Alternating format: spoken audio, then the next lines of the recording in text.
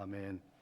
네, 오늘 본문 말씀은 우리가 이미 익히 잘 알고 있는 사울이 왕으로 세워졌지만 하나님께 다시 버림받게 되는 그런 사건들에 대한 이야기입니다. 그래서 아말렉 이미 그 출애굽할 때 이스라엘 백성들이 가장 힘들고 어려울 때 또 그 대열에 아마 후미를 이렇게 쳐서 좀 비열한 방법으로 이스라엘 백성들에게 했기 때문에 그것을 나중에 그 하나님께서는 그들을 진멸하겠다, 또 아니면은 대대로 그들과 싸우겠다 이런 말씀을 하시면서 언젠가 이렇게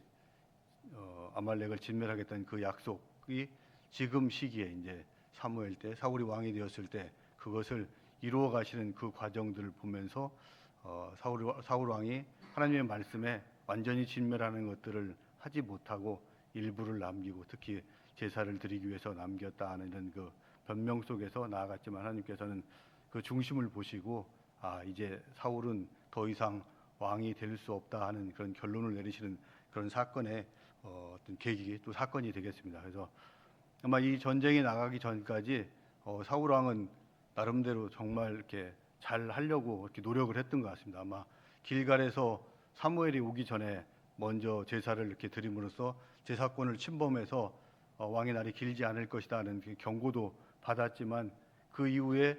사울은 다시 전쟁에 나가서 이렇게 이기면서 하나님께 다시 이렇게 제단을 쌓는 그런 모습들을 보이면서 우리가 읽지 않았지만은 14장 35절 여기 보면은 그 사울이 그때 처음 제단을 쌓았다 이런 기록들도 있고 또 우리가 읽기 전에 앞에 이렇게 연해 나오고 있는 14장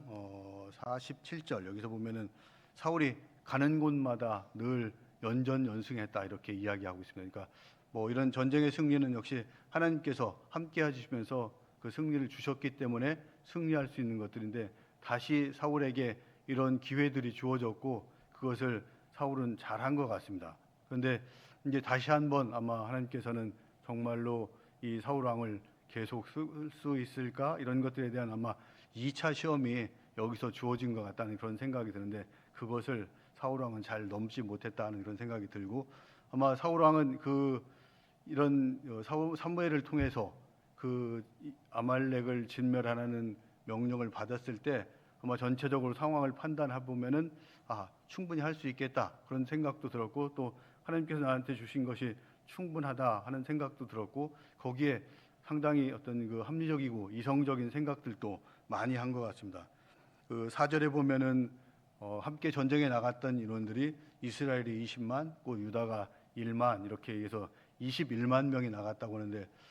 사울 왕은 이미 그 앞에 전쟁에서 보면은 3천 명을 데리고 나가서도 또 수많은 대적과 다 이긴 그런 경험들이 있기 때문에 21만 명의 대군은 자신한테 아마 든든한 그 후원자들이 됐을 건데 이런 것들을 가지고 뭐 정면 공격도 안 했습니다. 그래서 뭐 5절에 보면은 아말렉 성에 이르러서 골짜기에 복병시켰다 이렇게 하면 전술적으로 뭐 작전적으로 이런 부분에서도 나름대로 하나님의 뜻을 이렇게 구별하면서 또 이 어떤 효율적인 전쟁을 하기 위해서 최선의 노력을 다했던 것 같고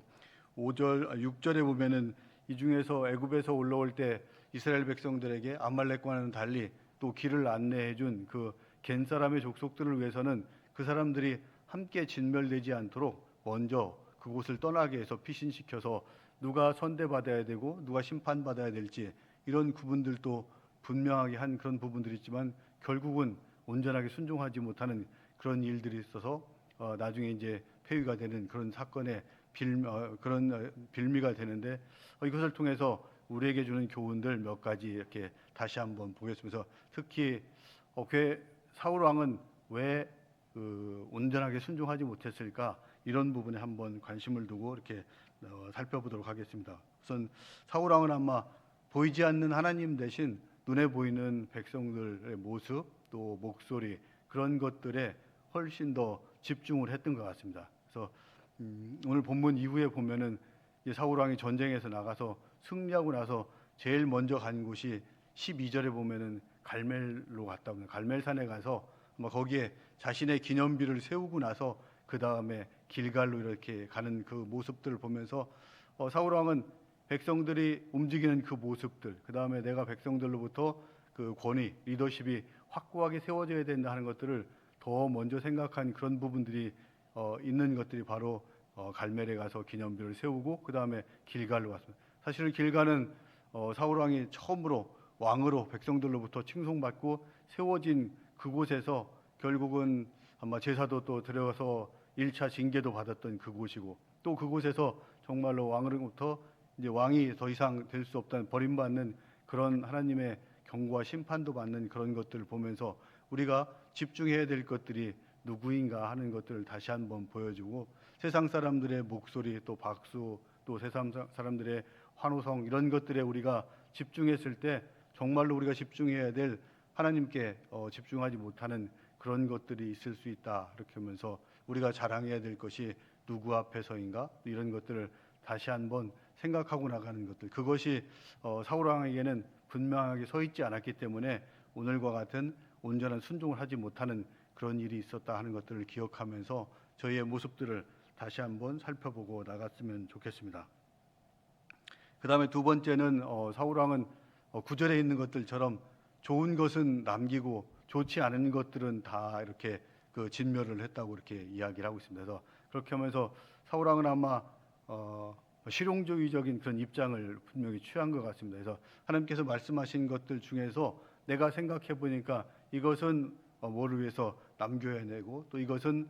이건 하나님 말씀에 순종해야 될 그런 부분들이라고 이렇게 생각하는 부분에 있어서 온전하게 결정하지 못한 그 부분들 그것이 하나님의 말씀을 내 스스로 이렇게 해석하는 과정 속에서 하나님 뜻과는 다른 그런 부분으로 갈 수 있었다 하는 것들을 오늘 그 이유들을 보여주면서 우리가 하나님의 말씀이 진짜 어떤 것을 나에게 요구하는가 이런 것들이 나의 기준과 생각 이런 것들이 아니고 온전하게 하나님 입장에서 정말 원하시는 게 무엇인가를 더 생각해야 되는데 자신이 아마 여기서 그러니까 결국 나중에 사무엘 선지자는 사울 왕에게 이야기하면서 제사보다 순종이 좋고 듣는 것이 정말로 순양의 기름보다 훨씬 나은 것이라는 것을 당신은 왜 몰랐습니까? 라고 그렇게 묻는 그런 모습 속에서 사울은 최선을 다해서 자신의 모습을 가지고 순종하려고 했지만은 그것을 온전하게 못 따른 그런 부분들이 아마 사울 왕은 분명히 역사 인식도 있었기 때문에 겐 사람을 먼저 살려줘야 된다는 것들도 알았던 그런 것들입니다. 그렇다면은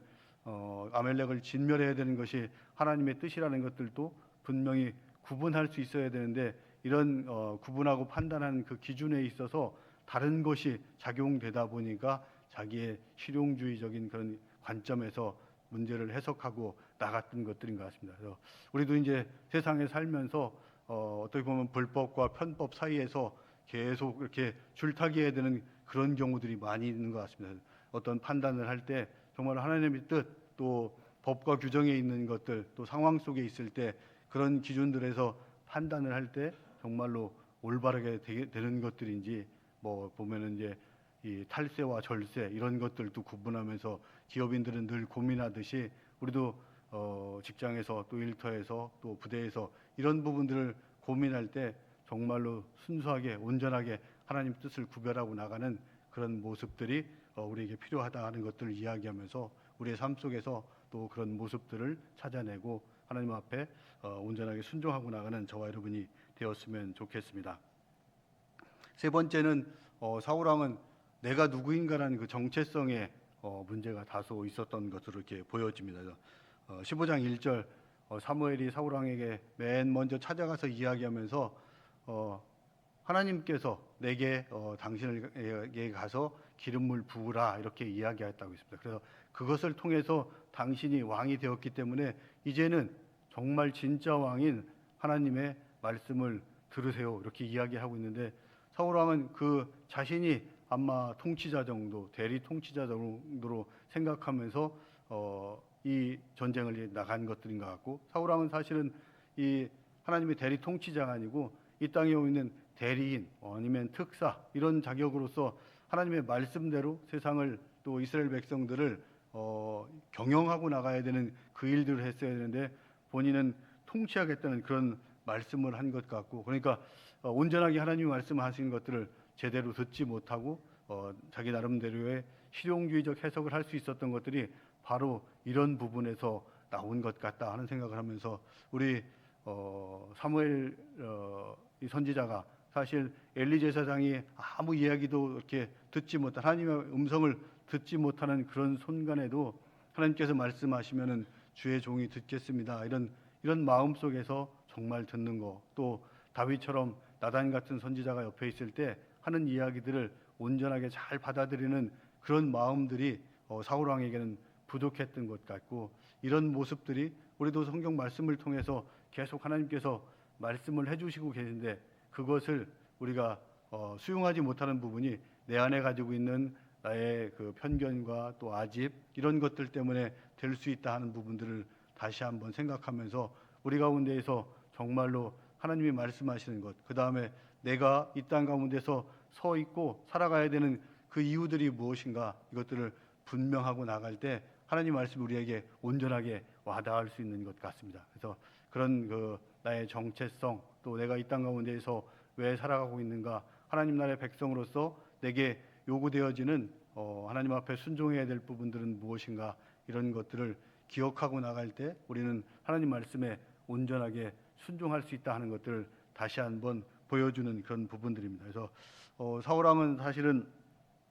눈에 보이는 아말렉은 온전하게 진멸하겠지만은 자기 안에 있는 그 아말렉과 같은 교만함 이런 것들은 온전하게 내려놓지 못하고 결국은 왕으로부터 이렇게 벗어나고 떨어지게 나가는 그런 일들이 이루어진 것들을 보면서 우리 안에 그런 기념비를 세우려고 하는 그런 마음들은 또 없는지, 또 정말로 이 진멸해야 될 아각처럼 우리 가운데 있는 진멸해야 될 것들은 무엇인지 다시 한번 기억하면서 하나님 앞에 온전하게 순종하고 나가는 저와 여러분이 되었으면 좋겠습니다. 말씀을 기억하면서 잠시 기도하고